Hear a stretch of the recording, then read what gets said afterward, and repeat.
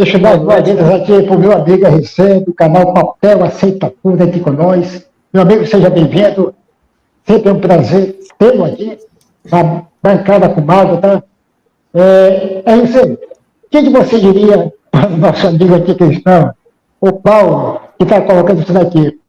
Se ele diz que Deus faz o que lhe apraz, é que Deus ele fica contente mandando matar crianças inocentes? Responde aí, meu amigo RC. Certo. Olha, esta fala dele aí, esse que está na tela, vai contra ele mesmo. Por quê? Porque, como ele diz, Deus é criador. Bom, espera aí. Estamos falando de uma mitologia. Estamos falando dentro de uma mitologia. Não vamos entrar na realidade agora. Vamos entrar neste mundo fantasioso. Deus, sendo o Criador, como a própria Bíblia diz, por exemplo, o Êxodo, capítulo 4, parágrafo 11, diz assim: E disse-lhe o Senhor, quem fez a boca do homem? Ou quem fez o mudo, ou o surdo, ou o que vê, ou o cego, não sou eu, o Senhor? Agora, você vê que aqui ele fez várias e várias citações de pessoas como deficientes auditivos, deficientes, né, Visuais. visuais, exatamente, pessoas mudas. Aqui engloba todo tipo de deformidade, todo tipo de deficiência e falha genética. Agora, quando chega em Levíticos, o que ele diz? Levítico 21, ele diz que ninguém da descendência de Arão, nas gerações em que houver algum defeito, pode se achegar a ele. Pois nenhum homem em que houver alguma deformidade se chegará, como homem cego, coxo, de nariz chato, de membros demasiadamente compridos. Isso aqui está falando de homens, né, o membro viril, ou o homem que tiver quebrado o pé ou a mão quebrada. Cara, não é ele que diz que forma as crianças no útero, no ventre da mãe? Então, se é ele que forma, meu amigo, vamos usar um exemplo bem nítido para que o crédulo consiga compreender. Se eu sou um artista, um escultor, e eu pego uma pedra bruta e vou esculpir ela para formar uma estátua, qualquer defeito que houver na estátua, a culpa é da estátua ou é minha, que sou o escultor? Ou é da pedra? A culpa é minha, lógico, né? Se Deus é o Criador, se é Ele que faz as crianças ainda no útero, no ventre da mãe, como a Bíblia mesmo diz, que palavras do próprio Deus, né? Está na Bíblia como sendo Ele dizendo, eu fecho as madres e abro as madres quando eu quero. Olha, então Ele faz as pessoas deficientes e depois as recusa. Ele diz que ninguém com qualquer deficiência pode se achegar a ele, porque profanaria os seus santuários. Agora, do que vocês estão falando aí, só eu falo demais, mas o que vocês estão falando aí sobre a questão dos midianitas, sobre a questão dos moabitas, sobre a questão dos amalequitas.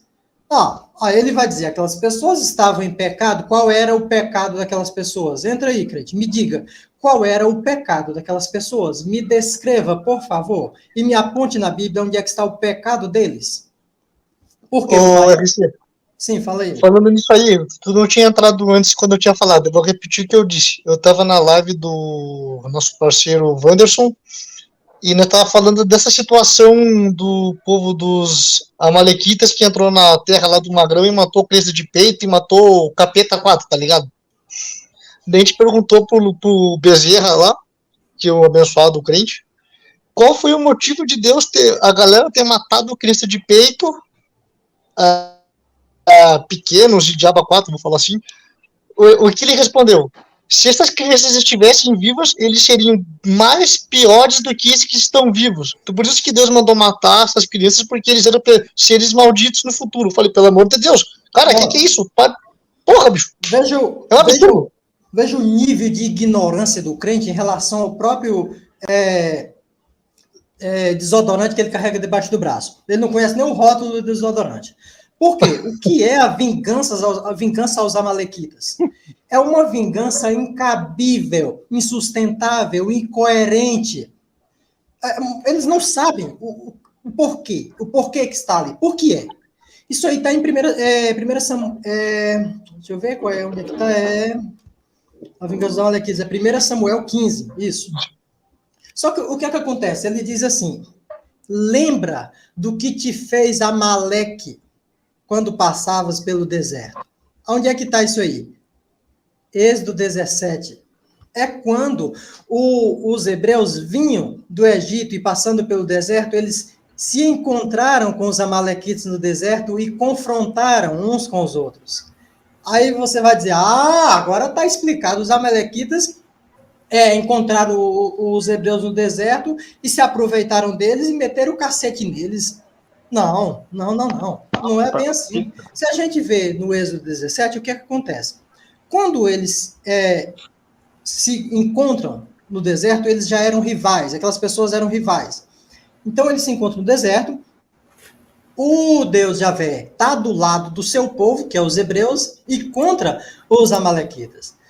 Considerando que só existia um Deus verdadeiro, um Deus de verdade, os outros, tudo eram estátuas, imagens de fundição, eram pedras esculpidas, não eram deuses de verdade, como a própria Bíblia diz, tem boca e não fala, tem ouvido e não ouve, tem mãos e não tocam. Então, Deus estava com os hebreus.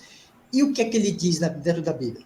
Toda vez que o Moisés levantava os braços, os hebreus venciam. Quem estava lutando? Josué e o povo que, considerado homens de batalha, de guerra e tal, um certo grupo de pessoas, não as mulheres, não as crianças, mas esses homens, que tinham uma certa idade e tal para a luta, para a batalha. E cada vez que Moisés erguia os braços, o pessoal vencia. Cada vez que o Moisés abaixava os braços, os amalequitas venciam. Aí o que é que aconteceu? O Arão e o outro lá que eu não estou lembrado, seguraram os braços do Moisés para cima. E assim, eles aniquilaram os amalequitas com o auxílio do Deus Javé, através da magia, o Moisés erguendo os braços. Agora, me diga, meu amigo, aonde é que fica a vingança aos amalequitas? Porque lembra do que te fizeram os amalequitas no deserto. Que vingança é essa? Se eles dizem que já aniquilaram eles lá no deserto, e com a ajuda do Deus Javé. Entra aí, crente. É uma loucura total. Parece que Deus, em vez de querer amor, ele gosta de confusão, tá ligado? É complicado, Nossa, né? Olha só isso aqui, ó. Você não pode matar nenhuma formiga, porque você nunca criou uma formiga. É preciso criar para matar. Todo dia o homem mata gato, o homem mata carneiro, o homem mata porco, formiga. Todos nós aqui já matamos um dia pisando em cima de formiga. E coisa sem sentido, um negócio desse, que você colocou aqui, não tem nada a ver uma coisa com a outra. Olha o que ele diz aqui, ó. Cara, entra aí, meu amigo, entra e debate comigo. Se você é criador da escultura, você pode destruir a escultura a hora que quiser. E se você criou um personagem de uma novela, você pode matar esse personagem nesse sentido que eu falo. Meu amigo, olha, para todos ficarem espertos diante dessa situação. Não é todos, porque tem muita gente que está enganado nesse meio. Mas uma boa parte dessas pessoas, cristãs, principalmente evangélicos, são pessoas apáticas. Olha, tem um caso agora que aconteceu aqui no Ceará, no interior de Alagoas. Uma mãe matou a própria filha, acho que de 6 anos de idade, acho que é isso. Matou a própria filha, arrancou os olhos da menina, arrancou um pedaço da língua, trancada dentro de casa, junto com a filha, fez isso. E acho que é o pai dela, bateu na porta, ela respondeu, estou tomando banho. E demorou muito. E o homem não escutou barulho de água. E achou estranho. E arrombou a porta. quando ele entrou, casa pequena, né, certamente, viu ela dentro do banheiro, por cima do corpo da criança, a criança toda ensanguentada, com os olhos arrancados, e ela rezando em cima da criança. Rezando. Isso mostra o quê? Que é uma pessoa que crê em Deus. É uma pessoa crente. Diz o quê? No texto que foi compartilhado, até informações da polícia, que ela passava por uma questão de depressão, estava tomando medicamentos. E os medicamentos foram diminuídos, as dosagens, porque ela estava melhorando. Vemos aqui o quê? Vemos aqui 3 questões. A primeira, uma pessoa que tem uma crença em Deus. Refuta o quê? A falácia. Quando alguém faz o mal é porque não tem Deus no coração. Ela não é ateia, ela é crente. Segundo, cadê o poder de Deus sobre ela, já que tem fé, já que é uma crédula? Recorre à ciência. Uma pessoa que já está passando por um problema de depressão, uma coisa terrível, alguém que segue a Cristo jamais poderia passar por uma depressão. Por quê? Porque palavras atribuídas a Jesus diz: os sinais seguirão aqueles que creem. Os cristãos serão diferenciados dos demais. Você notará aqueles que me seguem, porque esses mostrarão os seus sinais. Cadê uma pessoa dessa passando por um problema de depressão e recorre aonde? A ciência, não ao próprio Deus, para que cure? Cara do céu, que horrível, cara. Mãe matar criança. Caralho, bicho. Eu tenho um caso horrível com isso. Alguém já Eu também vi um caso, mas já faz um tempinho. Da Mônica, da Sandra Yates, é nos Estados Unidos. Era um piazinho que a mãe matou. Ela tava até no telefone e mandou o filhinho dar tchau pro papai no telefone, foi lá e matou o piá. Essa Sandra Yates, ela matou os 4 filhos dela. Por quê? Ela era uma boa religiosa. E ela não aceitava a ideia dos filhos dela ir para o inferno. E o pastor dela estava fazendo aquela semana pregação de que toda criança, por si só, ela vai para o céu. Ela é pura. Só depois de adulto que ela pode ser condenada. Então, essa mulher, com todo o amor que tinha pelos filhos, tá, isso na crença dela, ela se sacrificou ao inferno na cabeça dela para salvar as possibilidades dos filhos dela de ir para o inferno. Consequentemente, ela matou todos os filhos para salvar os filhos do inferno. Olha onde vai a loucura religiosa. Olha, um absurdo muito semelhante a isso aí aconteceu nos Estados Unidos. Uma garotinha de 9 anos de idade. Desculpa o barulho que vocês possam estar ouvindo aí. Está atrapalhando? Sem crise. Tranquilo. Cara, nem dá para ouvir nada. Obrigado. Não está se ouvindo nada. Teve uma festa aqui próximo e o pessoal ficando... Eu estou ouvindo, mas é bem baixinho. Não tem crise. Uma menina de 9 anos de idade. Ela se suicidou dentro do próprio quarto e deixou em cima da cama um bilhetinho. A mãe que encontrou a filha enforcada, porque a filha estava demorando, ela foi no quarto procurar a filha, encontrou a filha enforcada e o bilhetinho em cima da cama. E no bilhetinho dizia: mamãe, eu estou indo encontrar com o papai no céu, porque eu estou com muita saudade dele. E como a senhora disse que ele está num lugar maravilhoso, eu vou viver junto com ele. Olha o que é que dá a praga, a desgraça. Desculpa agora, ô Mago, mas eu tenho que falar. Não, pode falar. Pode falar. A praga e a desgraça da doutrinação infantil. Doutrinação infantil deveria ser crime. Uma criança é para ser educada, é para receber a educação, não doutrinação. Religiosidade única, não passa educação, passa doutrinação. Quer mostrar a educação religiosa? Quer incluir a educação religiosa nas escolas? Você quer educar seu filho religiosamente?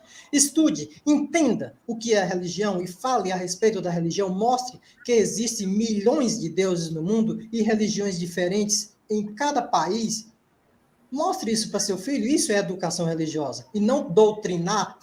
Deus tal é Deus verdadeiro. Existe um céu maravilhoso esperando por nós. Não faça isso com uma criança.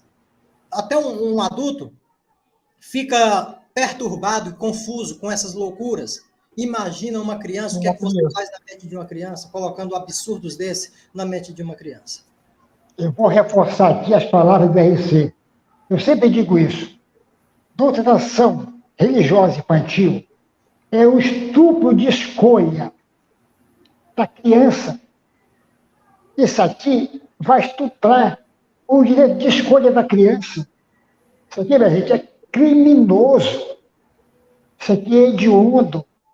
Você não pode ser o dono do futuro do seu filho. Cada um de nós temos o direito de escolha.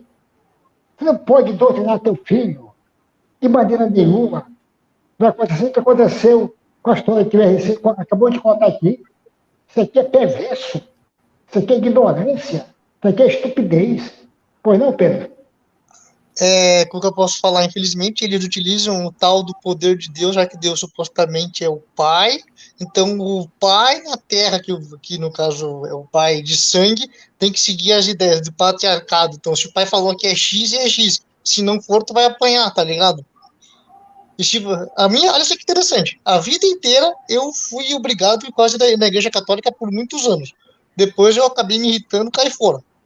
Daí eu fui pra igreja evangélica pra tentar trovar, olha só que loucura, pra tentar trovar uma professora da faculdade. Não consegui trovar a mulher, me ferrei.